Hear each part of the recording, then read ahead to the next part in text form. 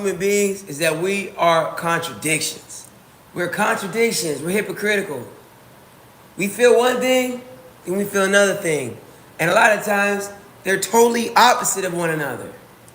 Like, nobody's always one thing. And a lot of times, if you're always purporting that you're one thing on this side, it's because you're hiding another side of you.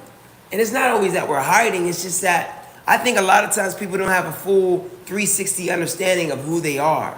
And social media, it grooms us to want to only show one side of us.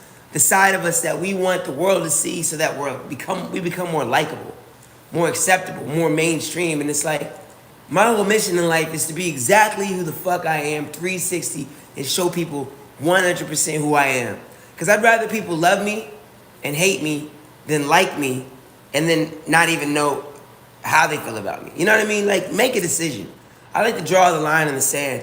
But, you know, I still find myself going back into being the type of person who's like always trying to like kind of micromanage myself or tiptoe on eggshells. Not to the extent of what I used to be, but I still notice that that part of me, I almost don't want to remove from me. The part of me that truly has empathy for others. You know what I mean? I don't know what it is. And I think that it's not like saying that I care about everybody all the fucking time, like Mother Teresa or some shit like that. I'm not all the way like that. It's just, I recognize that there's a part of me that has compassion for other people. Maybe a little bit more than most people do, and maybe sometimes more than I need to have. And I recognize I'm like, okay, that's a superpower. And I have to recognize how that can hold me back at times, because maybe that can stop me from being fully honest with a person because I want to tell them things that will help them. But then there's this other side of me that will just like snap and I'm like fully truthful. And I think that kind of throws some people off guard because they think that I'm one thing and that's the side of that's always super kind. And I'm like, you know what? Maybe I need to just work on being fully integrated and being somebody that's truthful, but the truth is like, it's got flowers on it. You know what I mean? You don't just provide the truth on a plate. You provide the truth on a plate full of ice cream and gummy bears and cotton candy. And it's like, there's some truth in that motherfucker as well. And I think that's maybe I think that's a more effective form of delivering the truth to the people. Because sometimes people, they can't handle the truth. You know what I'm saying? They can't handle it. They need all the cotton candy. They need the other stuff around them. I think that's most people. Not most people. I would say that's probably most people. Not even about most people. I think that's just more effective because we as human beings, we are emotional human beings. We're emotional creatures. And so honesty, blatant honesty isn't always the most effective means to socializing with emotional creatures who naturally feel with their emotions and their ego, and they see the world through rose-colored lenses, and they want things to be how they want things to be. And a lot of people can't really fucking handle the truth. A lot of people just can't handle it. You know what I mean? I can handle the truth. I can handle the truth. The truth don't hurt me no more. I think it's because my father was very truthful to me when I was growing up. He was just harsh to me. He gave me harsh love. You know? And I don't hate him for that. I'm not mad at him. I don't resent my father for giving me harsh love. There's things that I resent him for other things where I think are justified. Absolutely justified. But I love the way my father raised me. You know what I'm saying? Up till I was about 16, for the most part, he prepared me for the world in a way that I think that most kids don't get prepared for. Because a lot of kids, their hearts are brittle. They're brittle spirits. They can't hear anything other than the fucking fabricated wordplay that makes them feel fucking good inside. You know what I'm saying? If you tell them anything that that could actually be useful to them to help them grow, they think that it's hate. they think that it's hurt. You know what I'm saying? And people who hate the truth are really just, no, I said that backwards.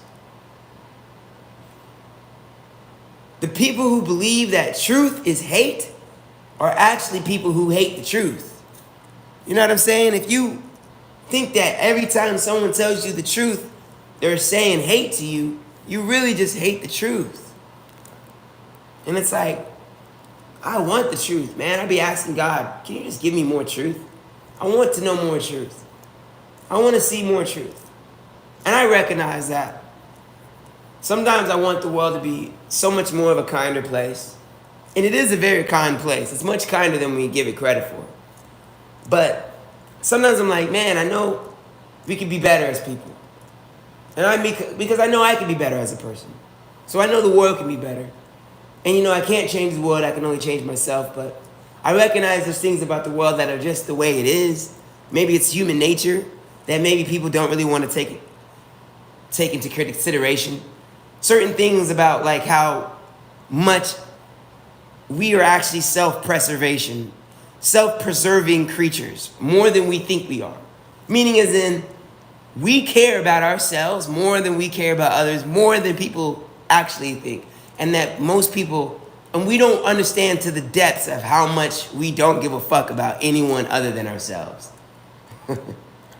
Even when people join groups and communities, it's not because we join the group and community to make the group and community better, but we join that group because we think that group's gonna make us better. And as soon as that group is not contributing to us, a lot of times we out that motherfucker. Or we're checked out mentally. And I'm not saying this just to talk about the world, because I'm a self-preserving person, because I'm just like everybody else. Nobody isn't. You know what I'm saying? We all are. But I think when you can see that and you understand that nature within yourself, then you can use that as a way to not only understand the motives of people, but then understand your own motives, and then be able to, I guess for me, micromanage.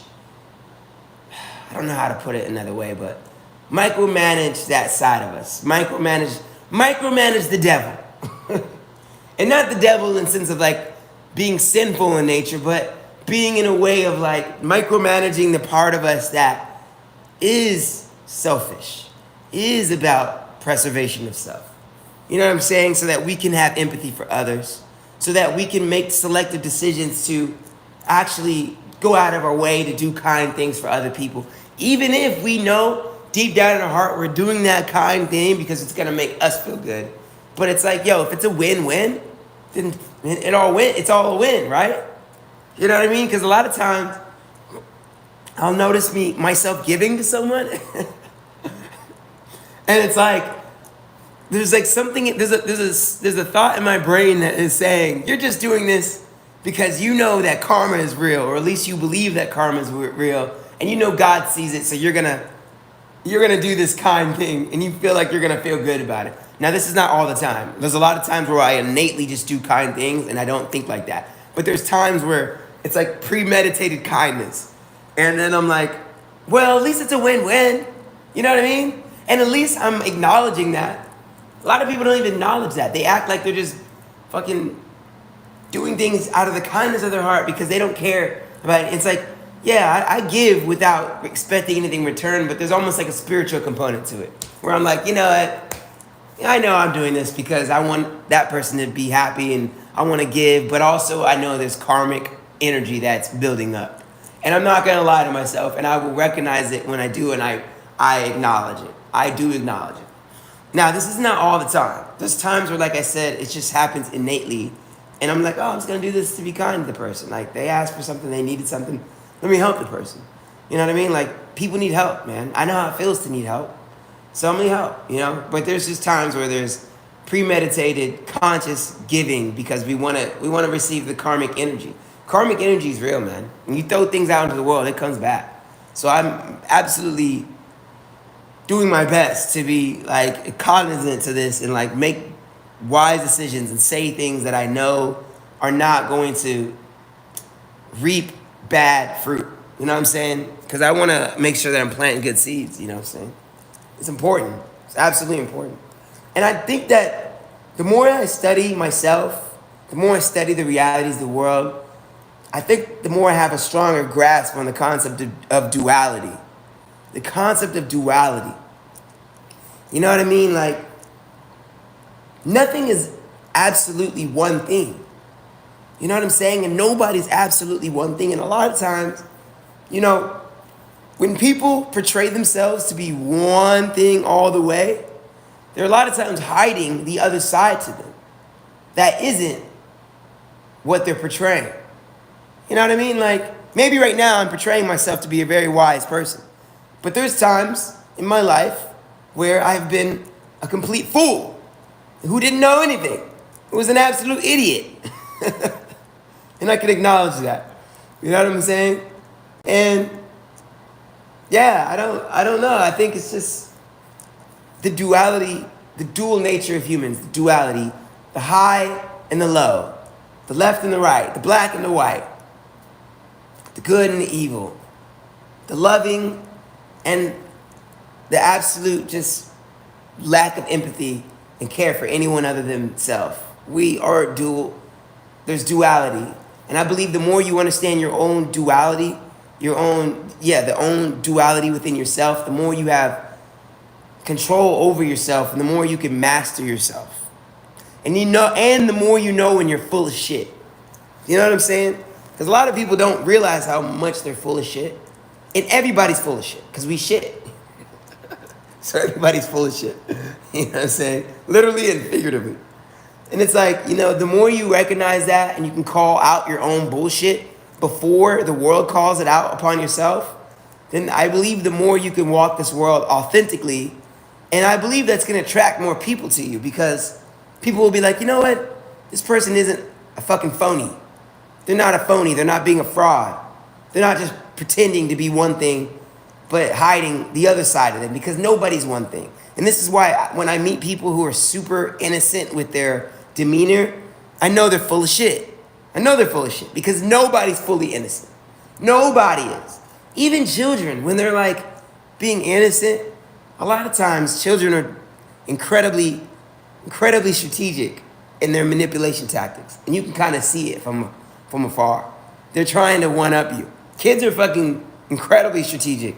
And a lot of times, they're more effective than adults are, because they're cute, you know what I mean? They're like, oh, you want to believe them, but they're just trying to one-up you and try to get that piece of candy or get that cookie or get that toy. And they're very, very, very effective in their ability to do so. It's fascinating how advanced they are. Children are incredibly advanced. They're incredibly advanced, you know? But like I was saying, understanding the dual nature within yourself allows you to see and know others. When you know yourself, you can know others. And so call out your own bullshit. Call out your own bullshit on a daily basis. Call it out. Recognize the side to you that you know is you're doing too much. You're trying way too hard to appear holier than thou. And it's even on the other side. There's people who want to appear more like a bad guy. There's people out there who want to look like a bad guy. But I don't think that's a very natural thing. I think that's in certain circles. You know what I mean? If you're around more criminal-esque environments, people will present themselves as more of a bad guy, as more of a thug, because that's the persona that gains acceptance in those environments. And a lot of times those people are hiding the part of them that, you know, plants flowers and wants to help old ladies across the street and wants to actually improve the world. But that side of them isn't acceptable in those environments. So they have to posture, you know. And but I would say 95% of the world, most of the time, it's all about presenting yourself as a good person, which is necessary. We should present ourselves as good people. But what's the definition of a good person? Is the definition of a good person someone who never does wrong, someone who never makes mistakes, someone who is always humble, someone who's always thinking about others, someone who always has compassion for everyone all the time? Is that always the definition of a good person? I think the definition of a good person is someone who's fully integrated and has both sides of the coin fully in control as best they possibly can, and knows how to effectively present that to the world and make wise decisions that is beneficial for not just themselves but others as well. And I think the definition of a good person can go on and on and on. You know, there's way more to that. I don't think that sentence does not end with a period. You know, there's more to say. There's more to add to that. There's layers, many layers. But this is why the concept of morality is incredibly paradoxical, and it's incredibly fascinating because we a lot of times follow a moral code that wasn't created by us. It's created by society, by religion, by our environments, by our family. And someone could be following a moral code that they think is right, but it could be hindering them from maybe being effective in the world. Because sometimes people think they have to be always nice to everybody. Some people feel like they always have to tell people what they want to hear. Some people feel like they always have to think about others more than they think about themselves. And then what happens is they end up, I think as a result of the nature of being that way, them being kind to everybody makes them pull away the truth, and they don't tell the truth to people. And when they think more about others than themselves, and they put others in front of them all the time, constantly, and then they don't do what's best for themselves. And it's like, I think that we have to define our own moral code. You know what I'm saying? And create your own. And that takes courage, I think. It takes courage. It takes patience. But it absolutely takes self-awareness about yourself and just worldly awareness. And it takes the strength to not be affected by somebody's lack of validation for yourself because you don't follow their moral code. You may be rejected by many people, by many organizations, by many groups of people because you don't follow their moral code. But I believe it's incredibly powerful for a person to make the decision to define their own morality. You know, define your own morality. Define what you believe is right. And not be bullshitting yourself, because we know innately what's right and what's wrong. We know. But then there's certain things that I believe it's just like like arbitrary rules that society has created. And you may not agree with that.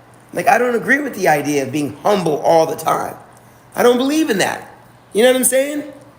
Sometimes it's okay to be a little cocky. You know? Sometimes it's okay to show that you're angry.